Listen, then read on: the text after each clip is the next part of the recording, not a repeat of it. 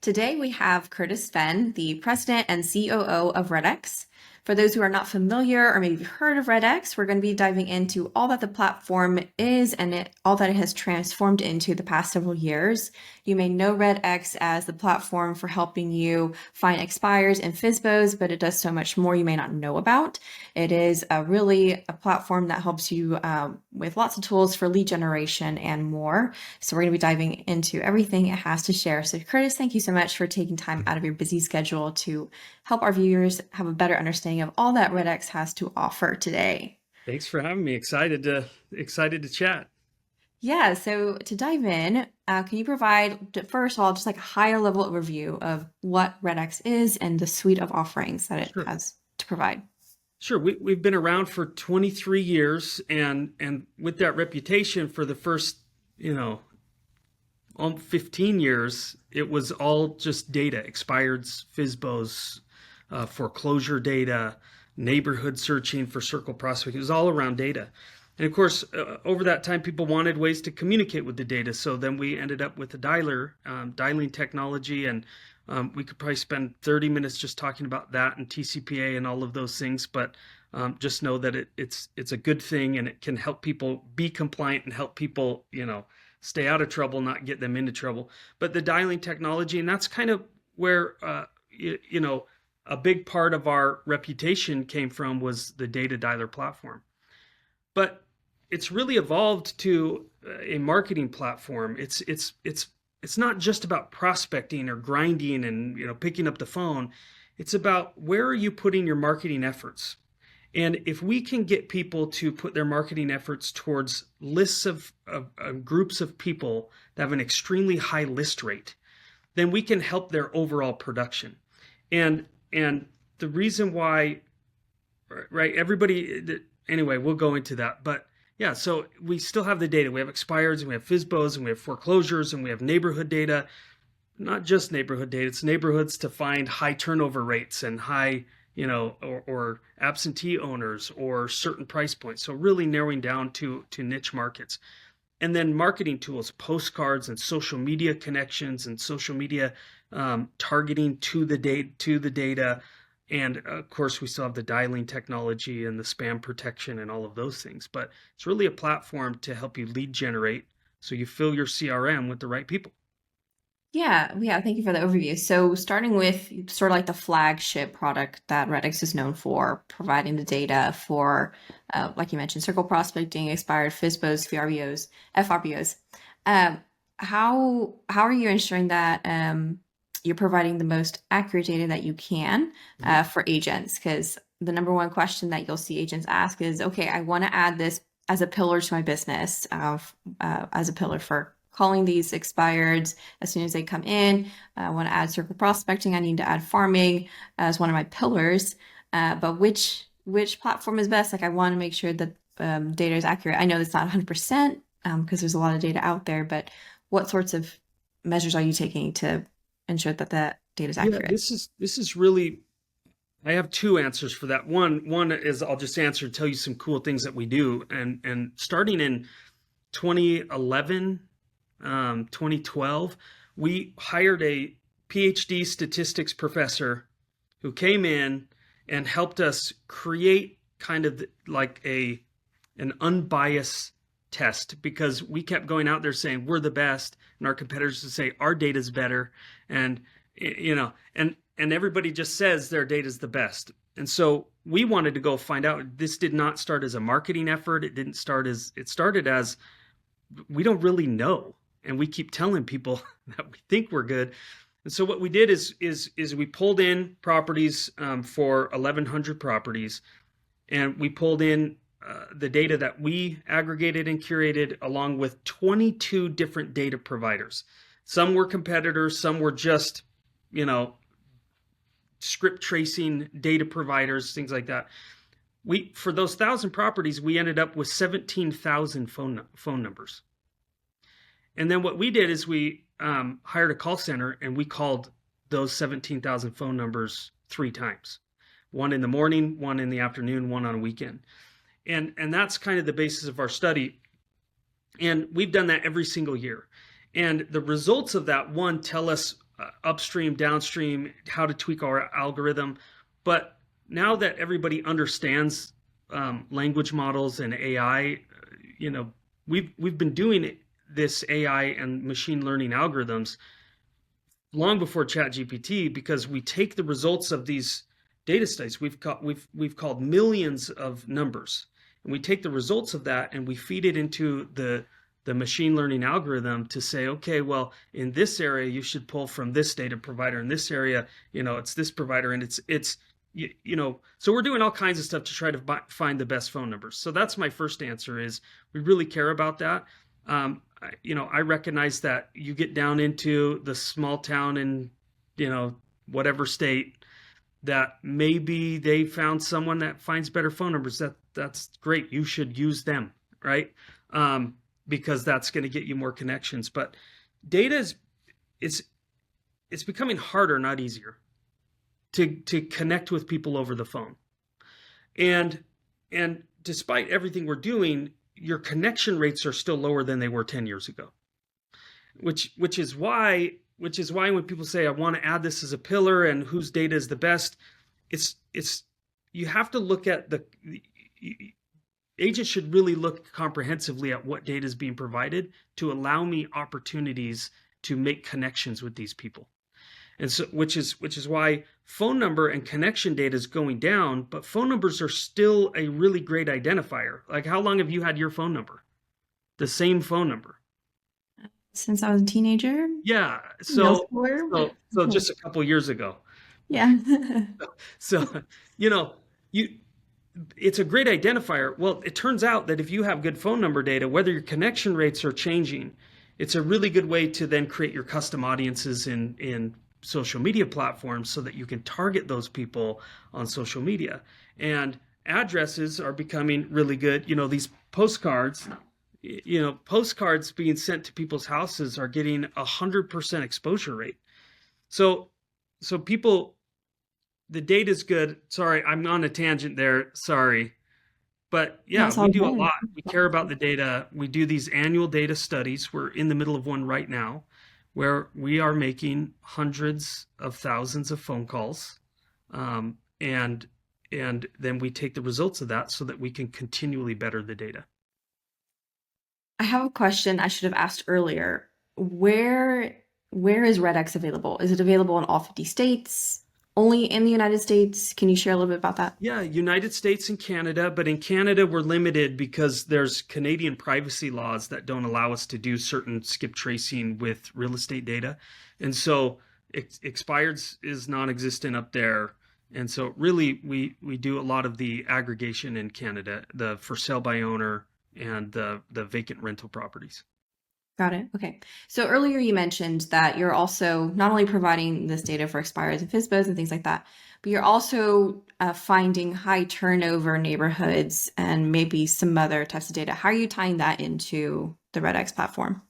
That's a great question. Let me tell you the why behind that is you are intimately familiar with CRMs and how to set people's CRMs up to help them make money. But a CRM, all of the fancy automations and the sequences and the organization and all the amazing tools that can do that are only, they will only help your business as good as the people that you put into your CRM. Is that a fair statement? Yeah. And so the average real estate agent has a database of 300 to 500 people. And the average database turns over at about a 3% turnover rate. Well, so if I have 500 people in there and I just add 50 expired listings, that I make contact, I'm not saying just dump raw data. I'm saying if you lead generate and make and create a relationship with 50 expired listings, those list at a 50%. Those turn over at 50%. So you just added as many listing opportunities into your CRM with 50 people that you had with 500 people. And so that's the premise of why we look at all of these things. So now let me answer your question is you go back to, well, you could just pick any geographic area and start to farm, and you can do that. Or if the turnover rate in your market is about 3%, that's the national turnover rate. You should look for neighborhoods inside of your market that have a higher turnover rate, meaning more people are moving and selling homes in this geographic area. That just, with the same amount of effort that you're going to farm the area, gives you more opportunities for listings. And so as you pull up a map in our system and you say, well, I draw a boundary and I look at all these people, it will tell you the turnover rate of any neighborhood. And then you can filter it down because you're really trying to find a list that you're going to market to. So I could pull in a neighborhood and then I could say, well, actually, let me see what non-owner occupied properties are doing. Are they selling at a higher rate or a lower rate in this neighborhood? And then you could say, well, I really only work in 3-bedroom, 2-bath plus.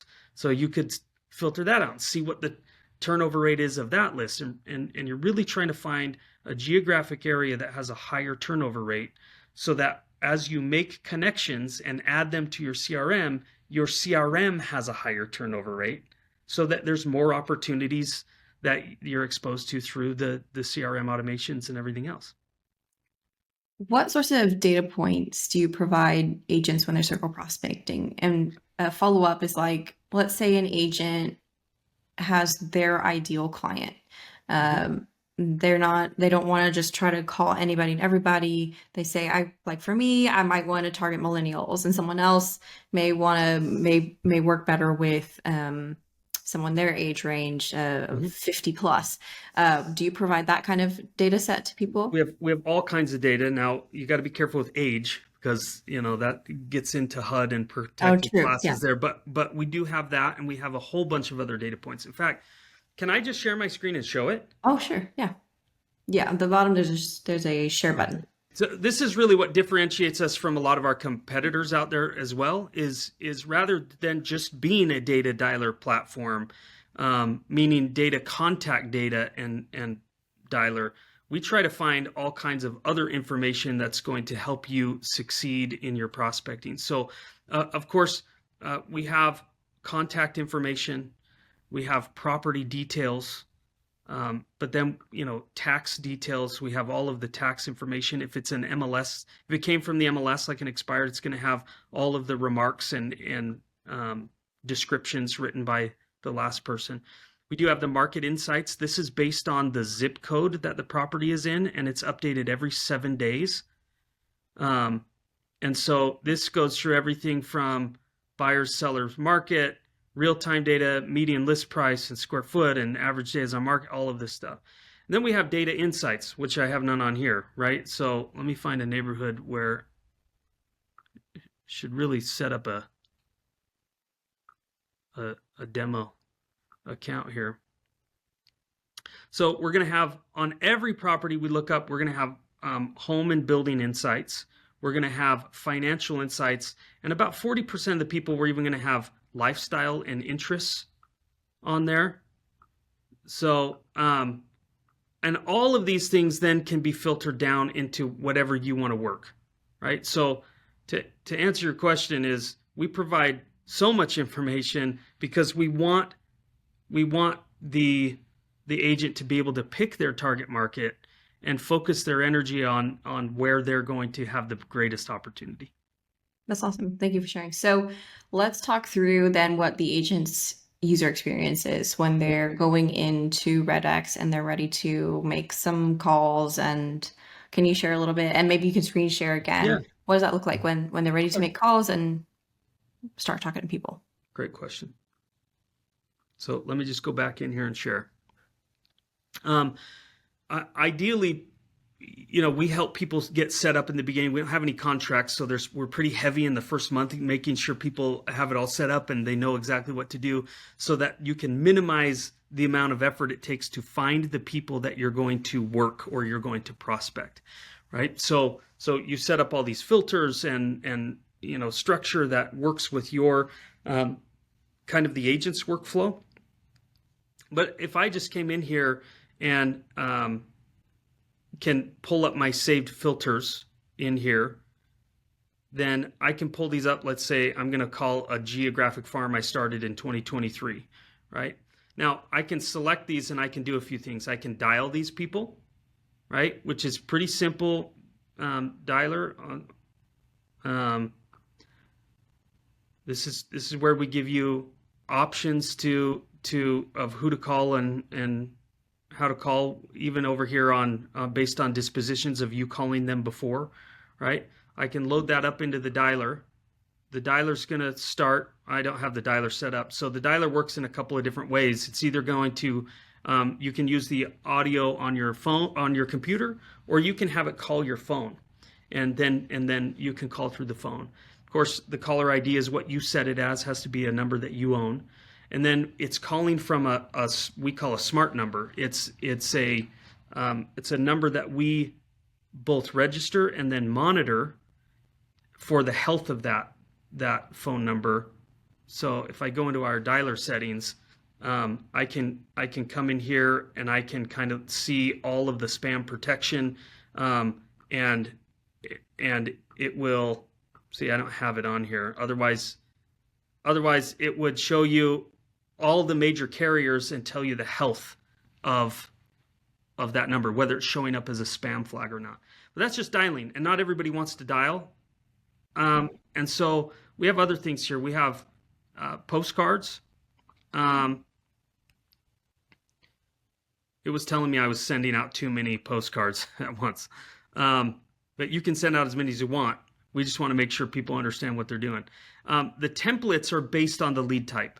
So let me show you an expired postcard here. Let's see.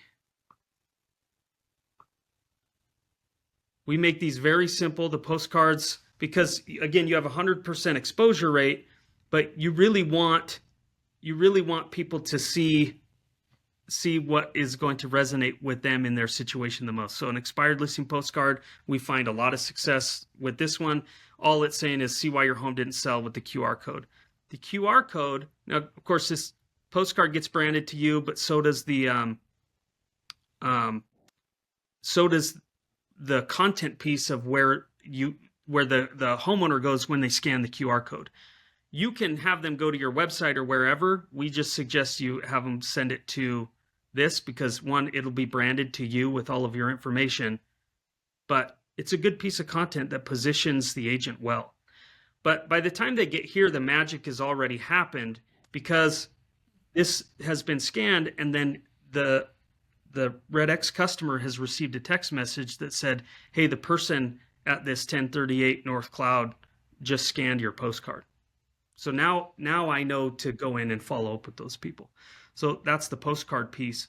The other thing I can do is the same way I can dial them, I can mail them, I can load those people up, and I can create a social media ad and target those specific people.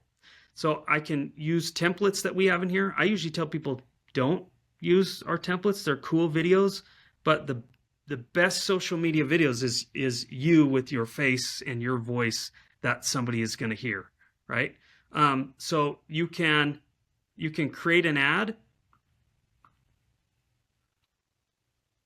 and you can do everything from in here. I'm going to target the data that I have in REDX. I'm going to go through. Here's all my filters that I had before. So that same geo lead, geo farm that I started in 2023, I'm going to select those people. What that does is in the background, that's going to connect these 15,000 contacts to Facebook and Instagram, and it's going to create a custom audience. And then I'll choose a budget to target those specific people with an ad. So what's great about that is what's great about that is if I'm working an area, then I can, like, we have a lot of people use this for open houses. So they'll target 1,000 people around their open house with a Facebook ad.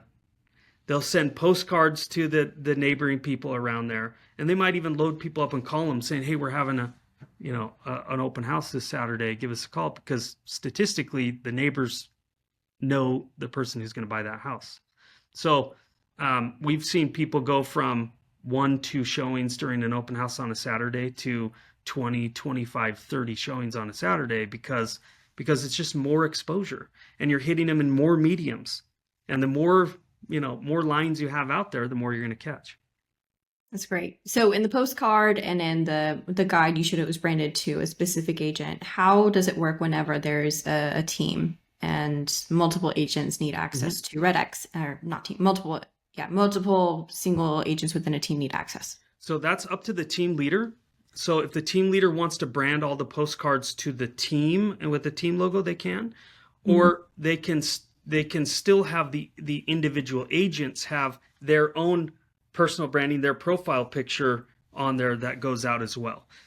They can also do it where the agents themselves are paying for their own postcards outside of the team account, or the team leader can say, I'm gonna, authorize and pay for the postcards. Same with the ad builder. So on the social media, each individual team member can be connected to their own Facebook business account and their own individual real estate business page, or all team members and all ad builder can run from the team page, whichever. That's based on how they want to run their branding and how tight knit the team is Yeah. with their branding. I think what's really neat that you kind of just skimmed past and nonchalantly said was whenever someone scans the QR code, you've already captured their activity and you're notified. They're not having to fill out a form again in order to know that that happened. Yep. That's really rare to see that. Usually you're having to send someone the QR code to then have to fill out a landing page. Yeah. I wish I knew that secret of how you're doing that. Well, it's not a secret, but it is hard. Is that every postcard that gets printed and sent, even for the price that we charge, it's only 88 cents, and that includes postage. Every QR code ends up getting is customized to the property address that it's being sent to, and that way we know exactly what property address scanned it, and it can come back. But you bring up it's not just postcards. There's similar things going on with Ad Builder in that most of the time your advertising is trying to get somebody to opt in to get their contact information. But we already have their contact information. And You're so just what trying to it get does is it means like it means your ad, all of your ads, you're not trying to recapture their information. You're trying to create brand and awareness, which Facebook or Meta comes out and says, well, if you just want more exposure, it's way less expensive. So we have many, many customers that are averaging 15 cents a click in their social media stuff because I don't need them to fill out a form. I already have their contact information. So what kind of notification does the agent get when they scan the QR code? It'll be a text message, right, to whatever phone they set up. Okay, very nice. So at what point does someone transit? Okay, first question, I guess. How does REDX integrate with another CRM? Or That's do you use another CRM? Yeah, yeah. In fact, what we say is every agent's number one source of business should be their CRM. And what REDX does is it fills your CRM with really great opportunities. But as you know, REDX is about helping an agent make that first contact. It's about a lead generation that it goes in there as somebody who you are now building a relationship with, you're nurturing. So you go from prospect to qualified lead in REDX, you go from lead to close inside of your CRM. And so because it's kind of two distinct different places in your business that, think of it as top of funnel and bottom of funnel kind of thing. Let me show you how that works. In here, it's kind of a game. So let me find somebody down in here. Okay, so as you're prospecting, whether it's on the phone, whether it's door knocking, whether it's your postcards, whatever, we have all of this information associated with the property. So this good example here is I've got two people, I've got three potential phone numbers, right? So as you're prospecting, you want to verify you want to create a contact card with the verified data. So I make the phone call, I find out it's Trent. I go, great, hey Trent, and I add that to the contact card. I say, well, great, look, I called you on this number. Is this the best number? He goes, no, actually, let me give you my cell phone number, and maybe we have it. If we don't, you can just add one there. He goes, that's the best phone number to have. Now, I don't have the integration set up here. So right now it just shows export the card. But let's say I had Follow Up Boss here, then it would export. I would just click the button and it would push that contact into Follow Up Boss. I can select tags, stages, whatever you want as you push that over. But then I push that in, let the CRM do its magic. I move on to the next one. Oh, well, okay, great. This is Michael, and this is the best phone number for you. And oh, great. This is your email. Great. Then push it into your CRM. Yeah. So what we did is probably the number one question I get around that is why don't you just dump all the data into Follow Up Boss? And I'd probably say, well, let Elena answer you, because it's just a really bad thing to do, to muck up your and it's a way to get in trouble, right? Because you don't know these people, and so you don't want to sit them on automation where texts are going out and all the automation around that. Yeah, we get that question all the time of, can you just figure out a way to dump all of these expire leads into Follow Boss, or all of my farm into Follow Boss? And we say no, and then people do it anyway. And then they'll say, okay, well, can you create a cold drip for me in Follow Boss? And we say, no, we're not going to do it. And they beg and plead, and we say, no, we're not going to do it. You don't have their opt-in. Yeah. And they'll do it anyway, and they get themselves in trouble, and we've seen people get fined. Yeah. These people are not opt-in, and you're not invincible. People will go out of their way to sue you, even if it is over an email, or worse, a call or a text message. Plus, if you're going to dump them all into something like Follow Up Boss, you're going to very quickly ruin the reputation of the dialer of Follow Up Boss, and that phone number is sacred. That is going to be reserved for your clients that you're talking to and the people that you actually have relationships with at that point, and you're nurturing. So keep them separate in REDX for that prospecting. And then once they're turned into a lead, push them over to a CRM like Follow Up Boss. And it pushes it all over. It pushes all the notes over, it pushes over the tag. You can trigger everything that you want to trigger in the automations at that point. Because again, your best connection rates are going to be, still under 20%.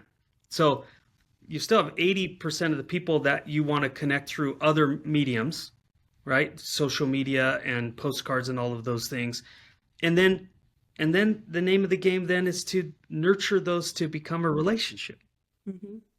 And I know I'm a broken record with this, but if you're nurturing people that naturally have a 40% list rate in a 8-week time frame, then your CRM is going to, your production will go up just based on what your CRM is already doing, because it's doing it to people now that have a higher list rate. Yeah. A question for you. If you're logging communication in REDX, let's say you log a call, and then you push over that lead's contact information with the tags and the stage over to a CRM like Follow Boss, do those call notes also go over to the CRM? Yeah, everything in the activity log is going to go over as notes into the system. Very nice. And then the other thing that we do is we push over a hyperlink into the notes as well, so that anytime if you wanted to click on it and go back and open it up in REDX, then you could do that. Very nice. So I have to ask you a hard question here. Something I thought of while you're talking. A complaint I've heard of other platforms that are dialers is there's a delay in the dialer. Like you'll pick up the phone, and then the person will say hello, and then by the time you hear their hello and then you say hello, there's sort of like a 2 or 3 second delay. So now you're talking over each other. Have you solved that problem, or what does that experience like? That's not a hard question for me. It's the number one reason why people switch dialers from some of our competitors is there's no delay. And the way that you can see if you're dialing, because some people don't even know that there's a delay, but if you have call recording set up on some of our competitors out there, go listen to some of those recordings and you'll hear the person on the other end say hello twice, in a lot of hello. And then you hear the second one, hello, and then you go, well, that's the second hello, and you didn't even know. And man, that's you have such a harder obstacle to overcome in a phone call at that point. So no, we hear the hello every time. That was our slogan on our dialer for a long time, actually, is you hear the hello every time. That's great. So, and I have to applaud you for the user experience. That's something that I mentioned on our first call is the design of REDX is really intuitive.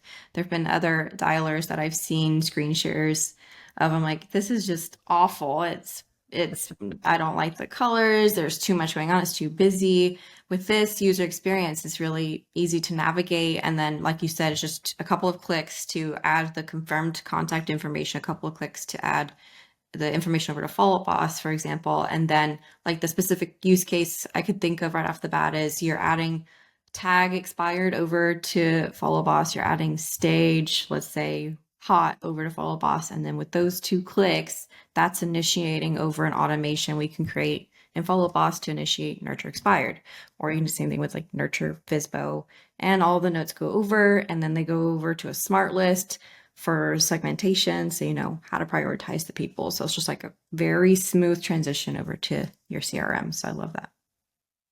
Thank I you. put a question for you. Are there any future developments in the making? Am I going to get you in trouble by asking that?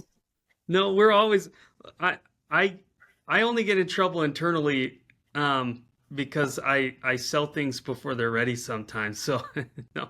I look, right now we're doing uh there's more iterations on the integrations we have with CRMs, taking those to the next level. There's some integrations we're working on with Shiloh for a lot of the call analysis and things. So we have an integration with Sisu. That one is on the front end for the prospecting data and the prospecting dashboard, because the hardest thing as a team leader is you want to hold people accountable, but if it's all self-reported data that you're holding them accountable to, that becomes harder.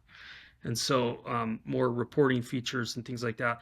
And then we're working on we're exploring probate and divorce records, and and those are very good lead sources. And then I'll save some of the cool features for the product team to announce.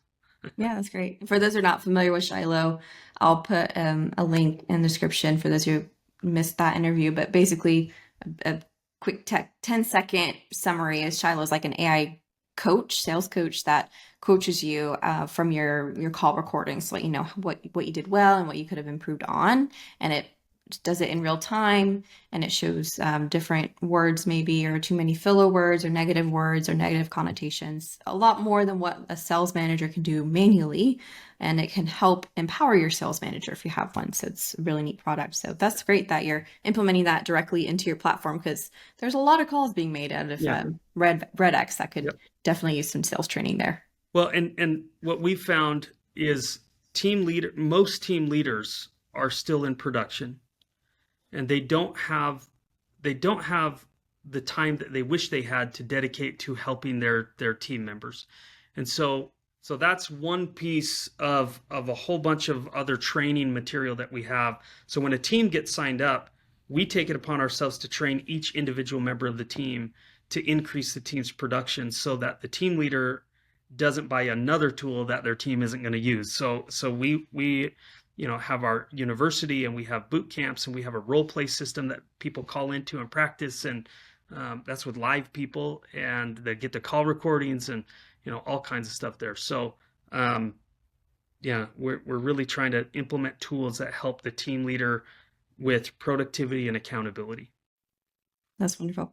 Well, Curtis, thank you for your time. For those of you who want to learn more about REDX, I will be putting more information below in the description with a link, and you can certainly look into that and book a demo or just sign up. And I highly recommend the product. It's wonderful, and all of the things that you have built and are continuing to build with the product. It's definitely a live and well product. It's not a dead product that is left as is. So, Curtis, thank you for your time, and thank you for reaching out. And Yep. I'm excited to see all that you continue to build with it. Awesome. Thank you so much. Thank you. Take care.